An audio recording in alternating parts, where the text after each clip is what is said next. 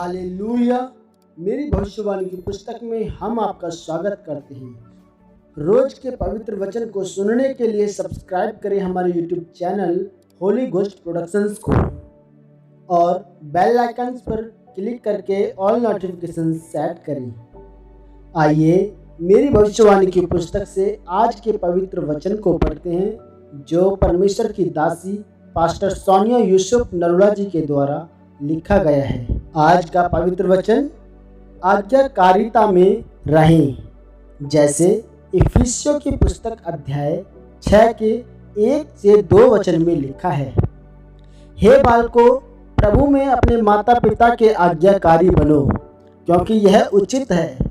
अपनी माता और पिता का आदर कर, यह पहली आज्ञा है, जिसके साथ प्रतिज्ञा भी है।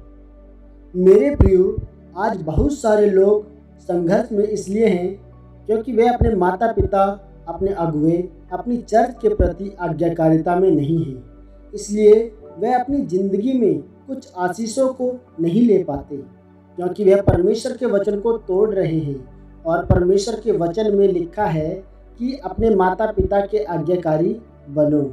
अगर हम बाइबल में 1 शमूएल की किताब में पढ़ें तो उसमें लिखा है कि जब साउल के पिता कीश की गदहियाँ खो गई थी, तो साउल के पिता ने उससे कहा कि जा मेरी गदहियों को ढूंढ कर ला। और साउल अपने एक नौकर को लेकर सचमुच गदहियों को ढूंढने गया और ढूंढते ढूंढते बहुत दूर तक चला गया। और तब उसके नौकर ने साउल से कहा कि यहाँ परमेश्वर का एक नबी रहता है, आओ हम उससे आज जाकर पूछते हैं कि हमारी गदहियाँ कहाँ हैं। मेरे प्रियो, अगर कोई आज का लड़का होता तो गदहियों को ढूंढने की बजाय कहीं और चला जाता, लेकिन साउल ने अपने पिता की बात को माना। और परमेश्वर भी आपकी आज्ञाकारिता को परखता है कि आप अपने माता पिता, अपने अगुवे, अपनी चर्च के प्रति कितने आज्ञाकारी हैं। और साउल की इसी आज्ञाकारिता ने उसे राजा होने के लिए मत्साह किया, क्योंकि अगर उसकी गदहियाँ न खोती तो वह कभी शमूएल नबी तक न पहुंच पाता। साउल के जीवन में यह परमेश्वर की योजना थी। मेरे प्रियो, याद रखें, अगर आप अपने माता पिता की बात को सुनते हैं, उनकी इज्जत करते हैं, तो परमेश्वर आपको मत्साह करने के लिए, आशीषित करने के लिए और आज़ाद करने के लिए उसी बात को इस्तेमाल करते हैं, वह चाहे फिर शारीरिक हो या फिर आत्मिक हो।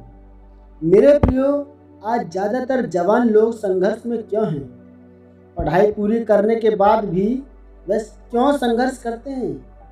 क्योंकि वे आज्ञाकारी नहीं हैं, इसलिए वे आशीषों के बिना हैं।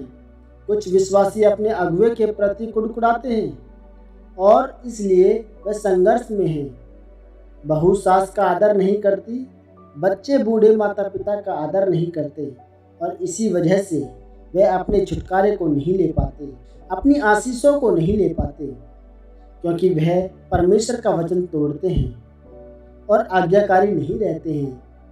इसलिए मेरे प्रियो, याद रखो, आपकी आशीष, आपकी चंगाई, छुटकारा आज्ञाकारिता में है, जो आप अपने अगुवे की और अपने माता पिता की करते हैं। इसलिए अपने माता पिता के अधीन रहें, उनकी आज्ञाकारिता में रहें, ताकि परमेश्वर आपको आशीषित और ऊंचा करे। आमीन। यह अंगीकार आपकी तरफ से किया जाए। सर्वशक्तिमान परमेश्वर, मैं इस वचन के लिए आपका धन्यवाद करता हूँ। पिता, मैं अंगीकार करता हूँ कि मैं साउल की तरह अपने माता पिता का आज्ञाकारी रहूँगा और आपके वचनों के अनुसार चलूँगा। प्रभु यीशु मसीह के नाम में आमीन, आमीन, आमीन। सबको जय मसीह की। हमारा विश्वास है कि यदि आपने वचन को सुना, मन से और ग्रहण किया, तो आप 100 गुना फलों के साथ आशीषित हैं। God bless you. आमीन।